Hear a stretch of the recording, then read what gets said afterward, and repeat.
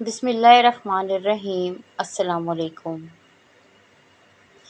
عین اس وقت کہ جب حضرت عثمان رضی اللہ تعالیٰ عنہ کو ناحق شہید کیا گیا، 3 افراد کمرے میں گھسے تھے۔ ان میں سے ایک امیر المومنین حضرت ابوبکر صدیق رضی اللہ تعالیٰ عنہ کے صاحبزادے محمد بن ابی بکر تھے اور بقیہ 2 نامعلوم افراد تھے جن کی تلاش میں امیر المومنین حضرت علی رضی اللہ تعالیٰ عنہ نے تگ و دود شروع کی۔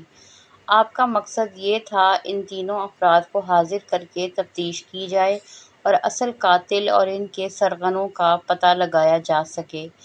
اس سلسلے میں ایک چوتھا فرد جو عین قتل کے وقت اندر موجود تھا وہ حضرت عثمان کی بیوی نائلہ تھی، جو اصل قاتل کے سراغ کے لیے واحد گواہ تھی۔ بہرحال حضرت علی رضی اللہ تعالیٰ عنہ نے اپنی تحقیقات کا آغاز کیا اور حضرت عثمان کی بیوی نائلہ، حضرت ابوبکر صدیق، محمد بن ابی بکر اور بقیہ 2 افراد جو اس وقت قتل کی جگہ موجود تھے وہ کون تھے اور انہوں نے کیا بیان دیے اور امیر المومنین کو تحقیقات مکمل کیوں نہ کرنے دی گئیں، یہی ہم اپنی آج کی اس ویڈیو میں بیان کریں گے۔ دوستو، حضرت عثمان کا قتل 18 ذی الحجہ جمعہ 35 ہجری میں ہوا۔ اس وقت آپ کی عمر 82 سال تھی اور مدت خلافت چند روز کم 12 سال تھی۔ آپ کی شہادت کے بعد 3 روز تک مسلمان بلا خلیفہ رہے اور یہ ایسی خطرناک صورتحال تھی کہ جس میں بلوائیوں کی دہشت گردانہ سرگرمیاں اپنے عروج پر تھیں اور مدینہ طیبہ پوری طرح ان کے تسلط میں تھا۔ انصار و مہاجرین میں سے چند صحابہ کرام سرگرم ہوئے اور موقع کی نزاکت کو بھانپتے ہوئے حضرت علی رضی اللہ تعالیٰ عنہ کی خدمت میں حاضر ہوئے اور عرض کیا، آپ ہی کی ذات ہے جو خلافت کی سب سے زیادہ مستحق ہے، ہاتھ بڑھائیے، ہم آپ سے بیعت کے لیے آئے ہیں۔ آپ نے حالات کو دیکھتے ہوئے فرمایا، اب لوگ کسی اور کو خلیفہ منتخب کر لیں، جس کو آپ سب خلیفہ منتخب کریں گے میں بھی اس کی بیعت کر لوں گا۔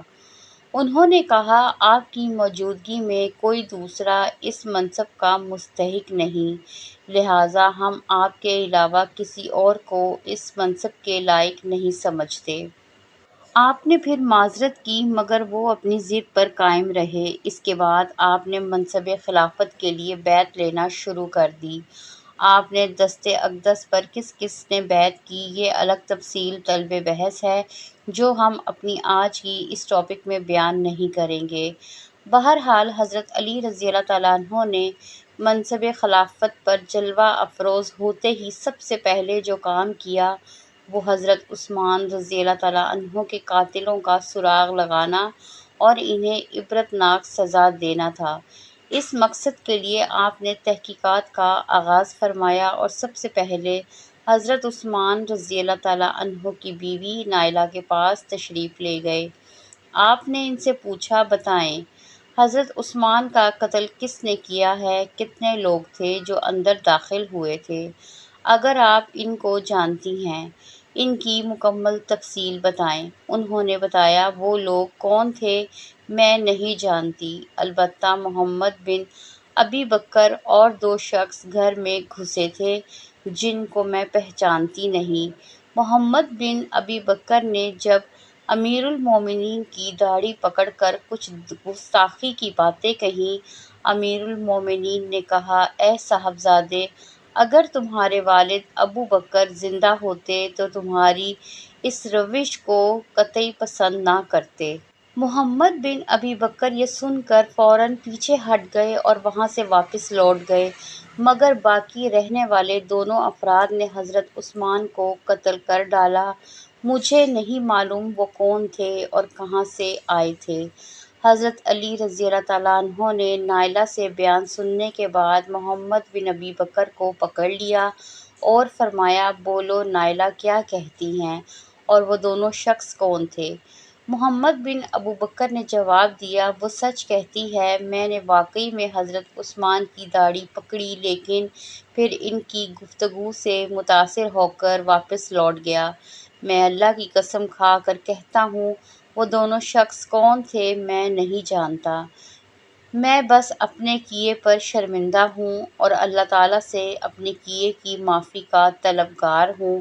بس ان دونوں افراد کے بیانات سے حضرت علی رضی اللہ تعالیٰ عنہ یہ بات جان گئے تھے کہ اصل قاتل وہی دونوں نامعلوم شخص ہیں جس کو تلاش کرنا بے حد ضروری تھا۔